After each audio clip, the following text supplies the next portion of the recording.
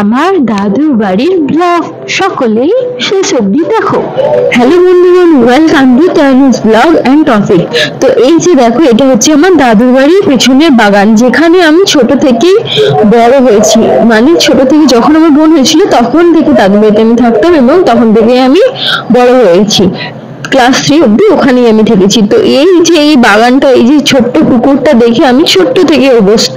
তো এই যে আমার দেখো, এটা আমার বড় মামার দুটো ছোট্ট ছোট্ট হাঁস, দেখো ওরা কি সুন্দর দুলতে দুলতে যাচ্ছে। আর এই যে আমার দাদু এখানে বোতল পরিষ্কার করছে, কারণ টাইম করলে জল আসবে। তারপর এই যে দেখো, আমার ছেলেকে গঙ্গা স্নান করানোর একটা নিয়ম আছে, তাই সেটা আমাদের কোটাতে তো কোনো গঙ্গা নেই, এখানে চম্বল নদী আছে।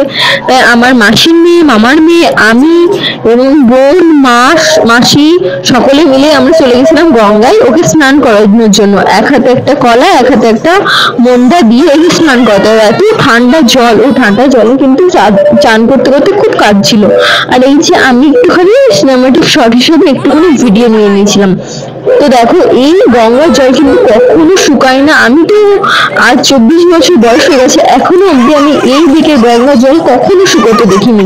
হ্যাঁ, অবশ্যই কমেছে, বেড়েছে, কিন্তু কখনো শুকাতে দেখিনি। তো দেখো, এইরকম হচ্ছে গঙ্গা।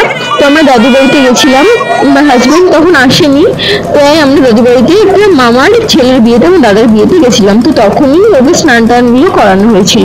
তো এই যে দেখো, ও আমার মায়ের কোলে চাদরের মধ্যে ঢুকে দেখছে যে কি হচ্ছে। আর আমরা সবাই 6:30টায় বেরিয়ে পড়েছিলাম আমাদের দাদু বাড়ি থেকে।